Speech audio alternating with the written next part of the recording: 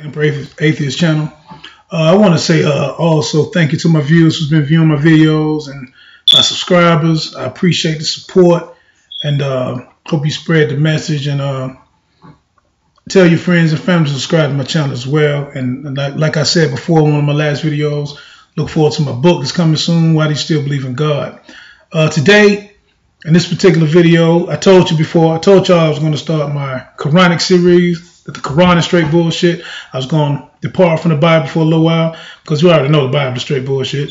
But how about the Quran? You know, you have a lot of backlash going towards particularly Islam today because of, you know, terrorism and extremism as far as Islamic fundamentalism. But I'm not going to delve onto that in this particular series. I'm just going to talk about the book itself, the Quran. Why do we have billions of Muslims believing in this nonsense as well? Same questions I asked about the New Testament Bible and the Old Testament. But why do we have the same amount of people or more? Because Muslim is a much faster growing religion than Christianity at this rate. Within probably the last 20, 30 years, Islam has been the fastest growing religion in the world. But so I'm not going to get off on the ISIS thing, or not in this video, But I will get off into why so many people are defending Islam and trying to separate themselves from fundamental Islam and the Quran itself. But in this particular video, I'm just going to deal with the text of the Quran, the contradictions of the Quran, the plagiarisms of this so-called Prophet Muhammad, whoever he might have been. I don't know who he was. You know, we don't know if the historicity is really real. It might be. And if he was a real person, then he definitely was a charlatan. He definitely plagiarized from Christian apocryphal books. And that's what I'm going to get off into in this particular video here. How this particular Muhammad basically just copycatted from what we call Christian apocrypha. Books like the Gospel of Thomas, the infancy books of the Gospel of Thomas, the Arab infancy books, the Gospel, the Proto-Evangelium of James, the Pseudo-Gospel of Matthew, and so on and so forth. But first I want to speak on a lot of, you know, and the same thing when I speak on people, on the Christian apologists. In Islam, you have your Muslim apologists as well. People like Ahmadi Dat, who's passed away, Dr. Zakir Naik, Tariq Ramadan, Hamza Torsis, and so forth and so on, who debate in arenas, and whoever you go on YouTube, you see their debates. I think Tariq Ramadan debated Christopher Hitchens before Christopher Hitchens passed away, and he got shredded to a needle. But you know, you have these apologists in Islam, same you have in Christianity, and they defend. An apologist, for those who are not familiar with the term, it's not one. It doesn't mean to apologize or to say I'm sorry. Apologists mean one who defends his particular doctrine, or believe that his doctrine is true and your doctrine is not. So Islam have their apologists as well. And these particular apologists do the same as people like William Lang and John Lennox. They run from the real issues of their particular books. They throw belief in front of facts. And when you present logic and facts to these particular people, they push it to the side. So first thing I want to do in this video is the subject between Christianity and Judaism and Islam.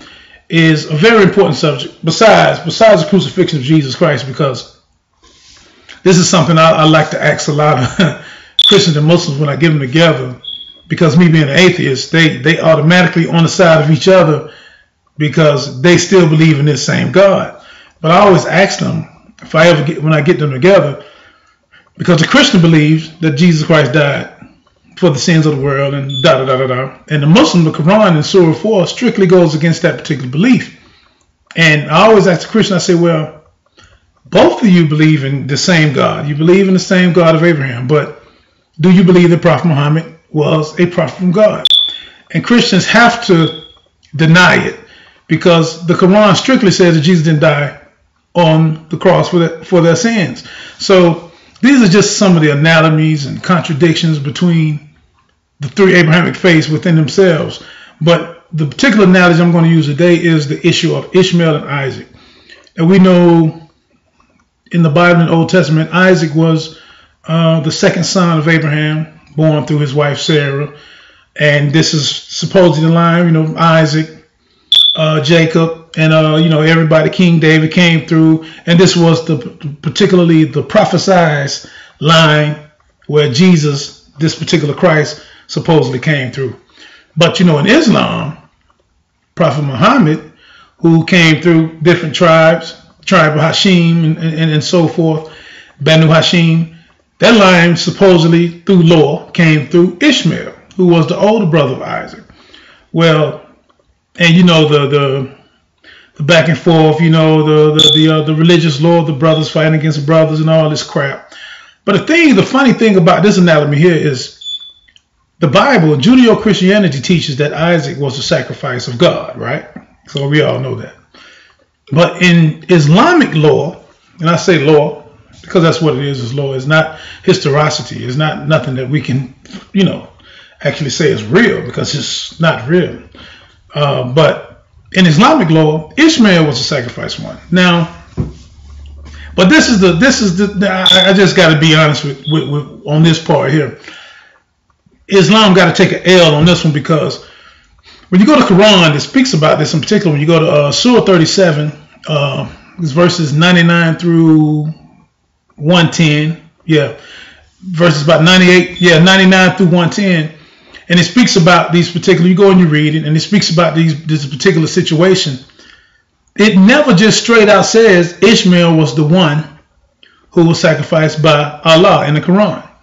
Now, this is the thing. Every Muslim scholar that you look up online, you speak to, you write to, and you ask them this particular question, like, you say, hey, man, Judeo-Christians believe that Isaac was the, and the Bible plainly says Isaac was the one. Although as a Muslim scholar say, well, the Bible says that it was his only son, Isaac, that was sacrificed. This is the only excuse they use, and they try to manipulate the wording of the Bible to mean that, well, it couldn't have been Isaac because Isaac wasn't his only son. But, just paraphrasing that logic, Isaac was his only son at that particular time because, of course, according to the biblical story, Ishmael and his mother Hagar had been cast out by Abraham.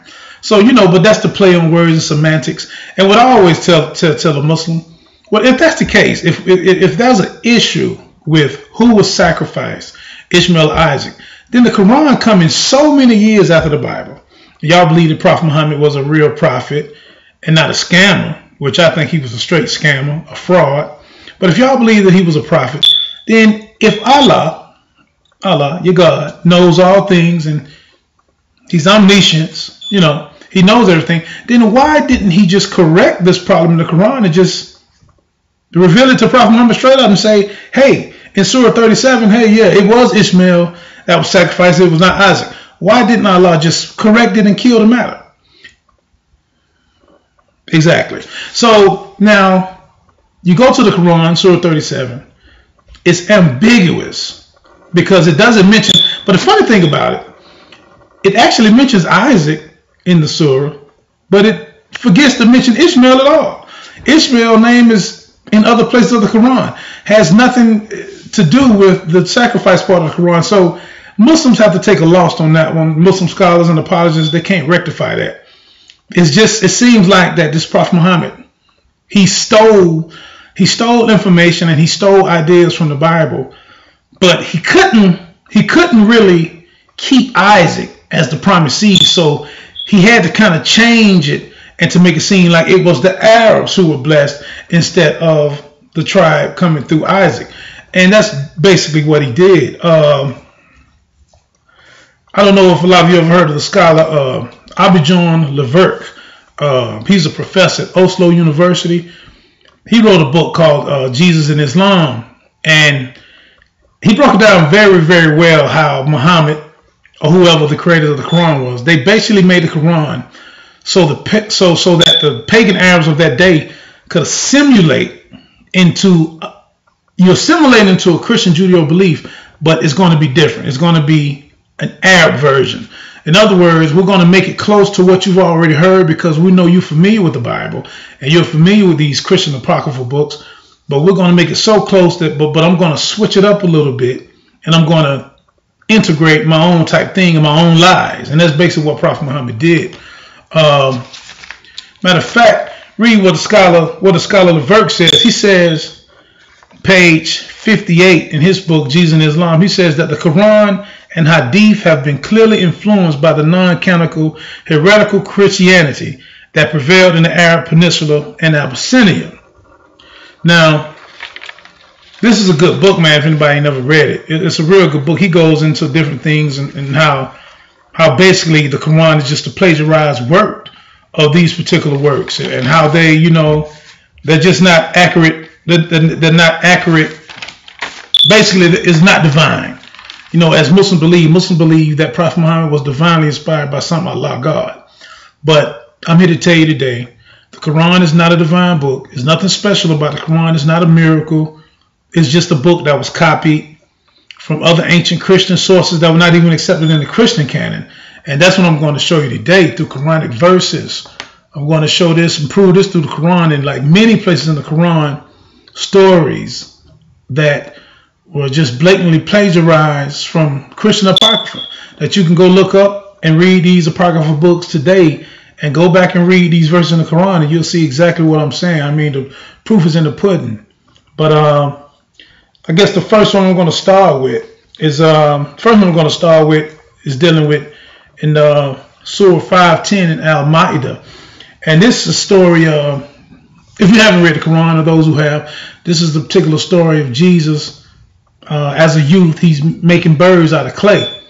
And let me pull this up on the screen right now. So I want y'all to read this. I got a few slides so y'all can follow along with me.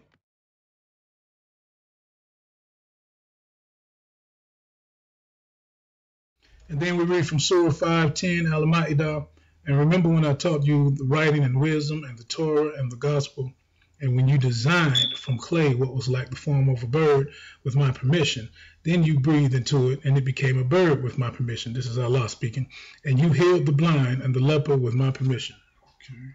And then we read from Surah 349, and appoint him a messenger to the children of Israel with this message: I have come to you with the sign from your Lord, and that I make for you out of clay as it were the figure of a bird, and breathe into it, and it becomes a bird by Allah's leave.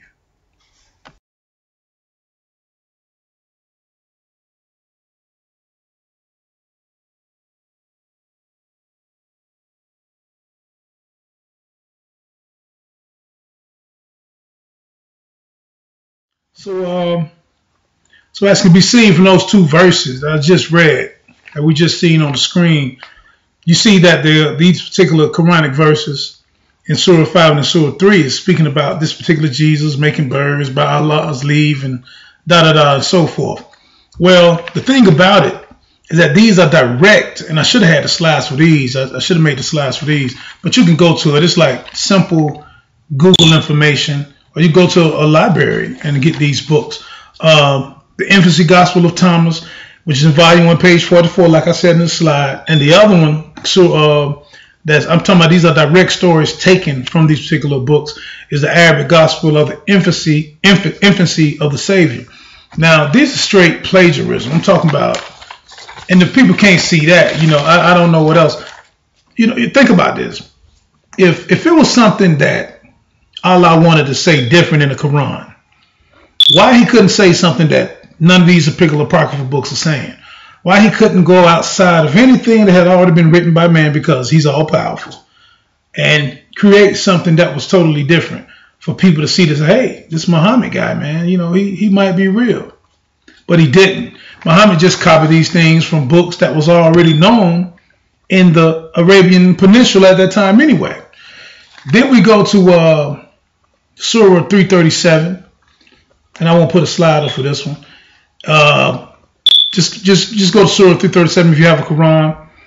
And this is a particular story that can be found right in the Proto-Evangelium of James. And these books written by around about 140 CE to 170 CE. Proto-Evangelium James, the Gospel of Thomas, might be a little earlier than that, maybe right after 100 CE. But the particular story in Surah 337 that I'm speaking on now is speaking about Mary, the mother of this particular Jesus, being fed by angels. The story in the Quran goes on, Zacharias, who was the husband of Elizabeth, was given this particular charge over Mary. And every time Zacharias would go into her quarters where she was at, Mary was young at this time. Every time he would go into her quarters, she would have food. Because Zacharias was the one that supposed to be bringing her the food and, making sure she was straight. But every time Zacharias would, go into the quarters, he would see that she had food. And Mary would say, well, angels are taking care of her, blah, blah, blah, blah. Well, this story is not in the New Testament. It's not in the canonized Bible, but it's in the Quran. It's in Surah 3, ayat 37, 38. You keep going. But if we go to the story in the Proto-Evangelium of James, or what they call the Gospel of James, you'll see in chapter 6, you'll see the same exact story where Zacharias was given charge over Mary, and he would go into the sanctuary, and he would ask her, like, where are you getting this food from? I'm supposed to be bringing this food, blah, blah, blah, so forth. And I'm paraphrasing a little bit. And she would say, well, the angels are taking care of me. God is providing for me through his angels. Exact story, exact copycat that's found in the Quran. And the thing about it is that most Muslims who are reading these stories in the Quran have never basically read these apocryphal Christian books. They think what they have in their particular Quran is something that's unique, but it's not unique. And I tell everybody, man, just try this. Don't accept the information. Malachi York used to tell the people, if you don't believe me, check it out. But Malachi used to be lying himself. But I'm telling you the same thing. Check the information out. Go and do your own research on information so you can see that Muslims, y'all who just took y'all shahada, y'all been hoodwinked, man. And most of us, especially African Americans, blacks, Africans, because I'm a Pan-Africanist first before I'm even an atheist. We think we went from Christianity into a better religion when we accepted Islam, but in actuality, you didn't. You went from one mess to another mess. You jumped out of one damn hot pot into another hot pot. So it's like it's the same nonsense, it's the same buffoonery, it's the same ignorance. But continue on. I'm good because it's not it. It's more stories. You go to Surah 344. I want y'all to follow me with these verses so y'all can check these things out yourself. And anybody familiar with this particular surah and ayat verse? Ayat, for those who are not familiar, ayat is just an Arabic term for verse in Arabic. That's all. It's ayat. They call them ayat or ayah. But ayat is the plural of ayat. But so when y'all hear me say that, I don't want to confuse nobody. And surah is just an Arabic term, which means degree or higher. It's just chapter. Or what you just say a chapter in the Quran is just called a surah. Same, that's all. No big deal. Nothing special. But anyway, when you go to Surah 3, ayat 44, verse 44, you see this story is speaking about the casting of lots of Mary. And because at this particular time, Mary is supposed to have been this blessed child herself, which, the New Testament doesn't give anything on Mary.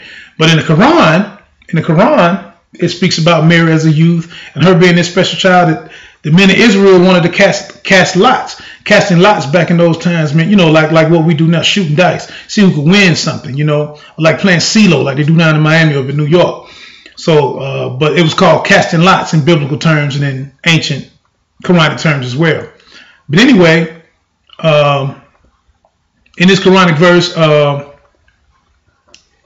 344, it says, "This is the part of the tidings of things unseen, which we revealed unto thee, O messenger, by inspiration thou was not with them when they cast lots."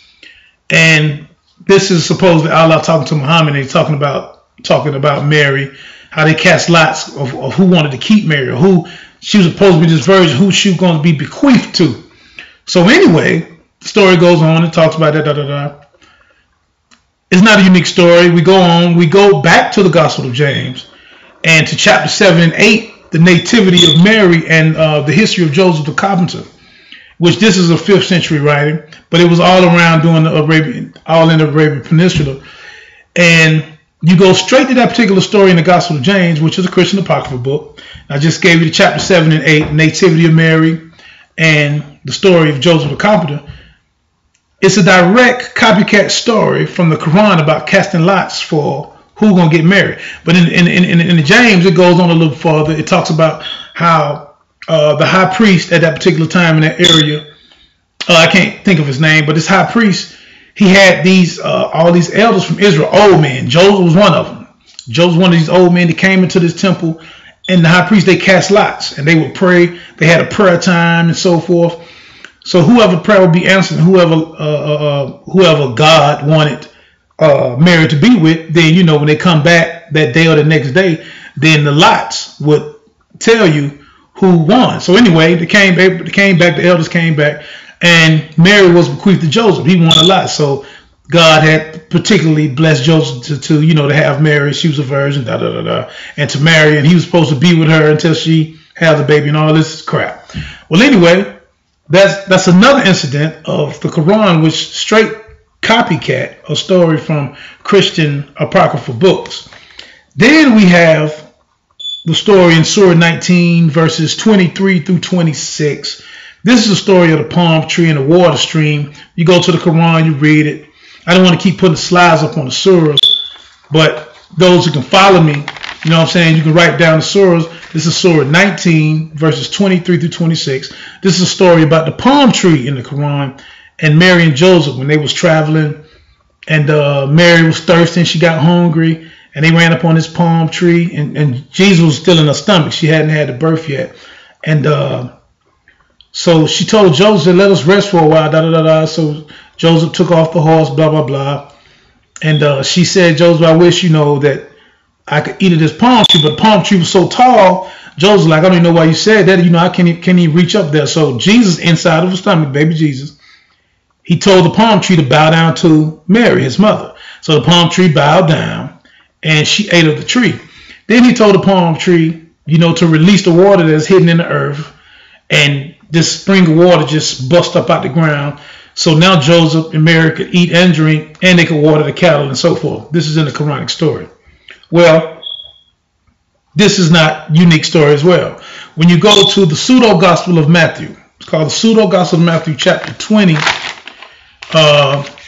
You see in that particular, and I had that particular gospel, man, in my library. I don't know what I did with. I had the whole gospel, and it's called the pseudo gospel of Matthew, chapter 20. And in that particular chapter, another direct copycat from the Quran, where you can see where this Prophet Muhammad, or whoever he was, he was familiar with these stories, and those who are familiar with Islamic history or hadith. And hadith is a whole nother subject. I'm going to get into my other videos when I talk about Islam, the Quran, and the contradiction between the hadith and the contradiction between the Quran. But those who are just familiar with Islam just a little bit know that that Prophet Muhammad was taught by Christians. Not just one or two, but in particular, in a lot of Sahih hadiths, he was taught by one Jabir, who was a slave of Ibn Hanbal.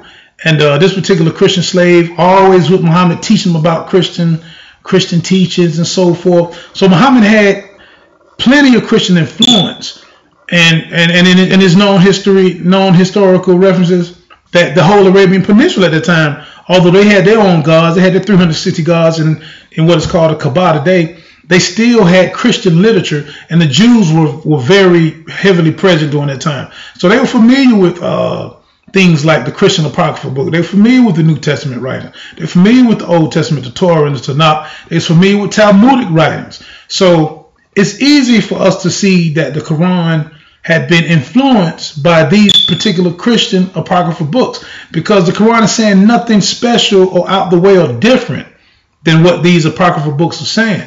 So I mean, just on logic and reason, we see from this particular point of view that Prophet Muhammad was a fraud. And then, as we go on to Surah 3:35-36, the Quran, this is something else that the Quran speaks about that the New Testament or Old Testament never speaks about, and this is the mother of Mary. New Testament doesn't get off into all these things, but in Surah 3:35-36, you see with Mary's mother speaking to Allah speaking to her, and she prayed and went to Allah and said, hey, I have this, you know, I have this baby, and Allah tells her, you know, paraphrasing, Allah tells her that she's going to be blessed because this female baby that you have is going to be blessed among the people, so forth and so forth and so forth. And people recognize when this woman had Mary, that Mary was going to be special in some kind of way in God's sight. Well, once again, we go back to the gospel, the pseudo gospel of Matthew, and it calls her by name. It calls Mary's mother Anna.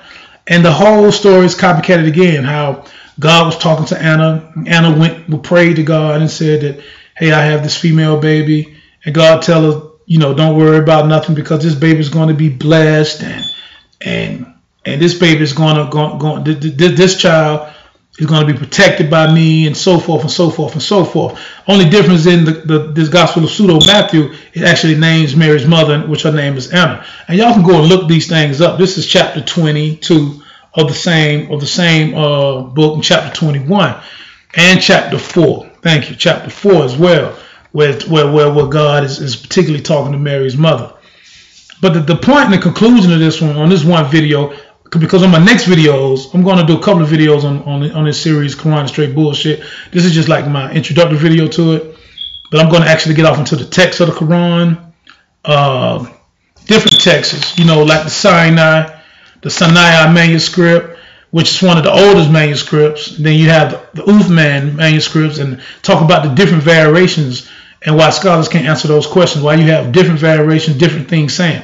If Allah gave Muhammad one message, then why do we have the different variations? Then you have people like Ibn Masud and his brother Ibn Ka'b, who were close companions of the Prophet in Islam called Sahaba. They disagreed to what surahs were in the Quran. Ibn Masud, when you read a lot of the Sahih al-Bukhari, Sahih Muslim, which are some of the most authentic hadith compilations in Islam, they disagree to the surah, the Al-Fatiha. Ibn Masud said that the Al-Fatiha is the opening chapter of the Quran. He said that Al-Fatiha shouldn't even been in the Quran. But yet you'd open up the Quran, you see that's the first thing you see. When you hear the Muslims say, Bismillahir Rahmanir Rahim, Alhamdulillahi Rabbil Alameen, this is the Al-Fatiha. And yes, I was Muslim for a few years, so I taught the Arabic, I taught Hadith, science of Hadith, so I can speak on Islam as well, because I actually converted to religion. So at that particular time, I was a dodo bird. I didn't know no better. I went from Christianity to Islam, basically, and I eventually woke up and said, "Oh man, this is bullshit too." Okay, so when I speak about basically Christians converting, leaving Christianity, going to Islam, then I'm speaking from experience. So I know how that is, and I know what that thought process was, and how I thought I was going to something better because it seemed basically familiar. But it's crap too. Matter of fact, it's probably more of crap than Christianity is. Christianity is crap too, so don't misquote me on that. Please don't misquote me on that. Good thing for videos and quotations. But this is the particular part. Well, I was going to speak on these particular two manuscripts, but I'm going to wait to my second video and speak on the companions and the contradictions of the Quran, the clear contradictions of the Quran, and how some Muslims think that the Quran agrees with science when it doesn't. The Quran actually contradicts what we know as science, which proves that Allah is not real, and proves that he can't be real, because the laws that we're just now discovering obviously has always been laws, and this particular all-knowing God should have known that.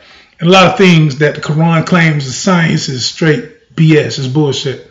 So on that particular note, like I say, I'm going to speak on Ibn Masud and the companions in my second video and get off into a lot of the contradictions and a lot of things like that. But I want y'all to stay tuned to my channel, and like once again, I thank y'all for getting on my channel, watching my videos. I appreciate the support, and subscribe to my channel. Get on my Twitter, Emperor Atheist, as well. Get on my YouTube, and y'all have a blessed day, man. Peace out.